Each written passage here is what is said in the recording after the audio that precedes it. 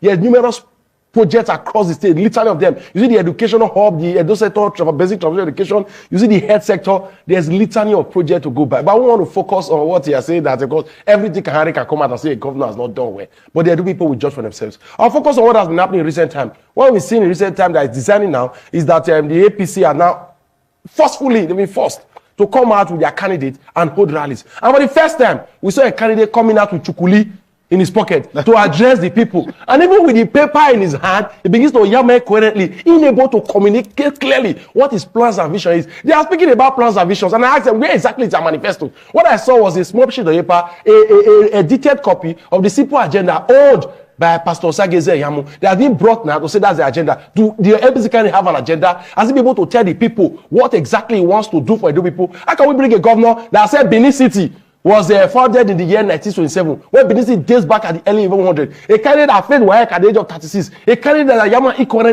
given an opportunity to speak. A candidate that cannot crystallize the ideas. So the challenge for me is that it is consequential when I begin to drag these issues to pedestrianism. Anybody can be governor of Edo State. Tuesday, Wednesday, Thursday, Friday, Saturday, Sunday. But certainly not Monday, whose surname is Okpebolu. Because the man does not have the requisite capacity to communicate or administer over the affairs of Edo people. The man does not have the intellectual know-how. He has not put in place any plans, any process. So the man, to a large extent, is a flat tire. He's literally bereft, he's barren. The man cannot speak well to Edo people, cannot tell what he has or plan. And they are telling us that the man said, where has he said so? A man that cannot come in public domain to even represent himself as they are representing the man, let the man also come out to public domain. After Godala has been on numerous television programs, he has entertained many interviews. But Akpakomiza, who they claim is Bono, has not for once appeared. The last time they were invited to arrive, he said they should pay him $1 million for him to arrive. Look at the man, look at the level of irresponsibility.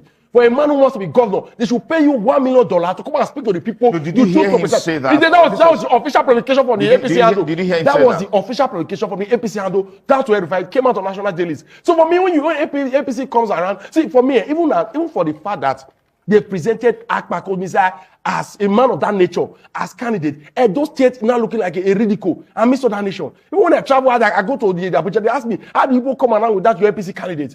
To now believe that such a man will now, and I was even struggling to understand, where will some people have produced the like of Abrus Ali, have produced the like of John Otigi Oyegu, have produced the like of Professor Salimo Subo, now denigrate. If you compare this man with Mondi, is an intellectual dwarf compared to this group of persons. Why would you not denigrate to be such a man who cannot assemble his thoughts, who does not understand the reality of time, who says from his village in Irua to Akoko Edo is a 15 minutes drive, who does not know the difference between a museum and a zoo? Let us leave the issue of those high-level governors away. Let us speak to. See, before a man will come out with a manifesto to say, this is what I want to do, the man should show that he has the capacity, the competence to even manifest. Anybody can write a manifesto for anybody, but can this man translate this manifesto into reality? Buhari came out with a land manifesto. He said he was going to do many things, but none of them were because the man does not have the capacity. The first thing we're going to start from is what capacity does this man have? What is his pedigree? A man that does not have education is coming to Edo State to promise us education, and you want us to believe.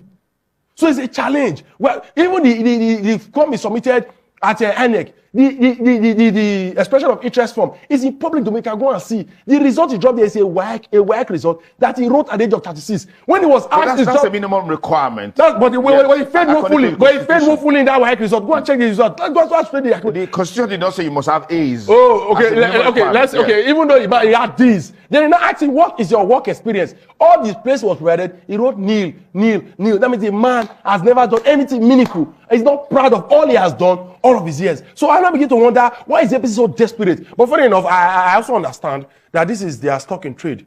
APC consistently and continuously have been trading competence. Adams Oshomole managed to become governor of Edo State while it was ACN and restated himself. APC first brought Buhari. He wasn't known for any high-level engagement. He wasn't known for intellectualism. He brought him and we struggled to manage administration for 8 years, and that brought failure and disaster to Nigerian people. And very quickly, they replaced him with Tinubu. So for me, I begin to wonder, these are persons who we know they are not very cerebral. Intellectually, they are not above the power. So we begin to wonder, and we see the way governors are slashed to pedestrianism. Now the leaders in Edo State have now returned to bring another.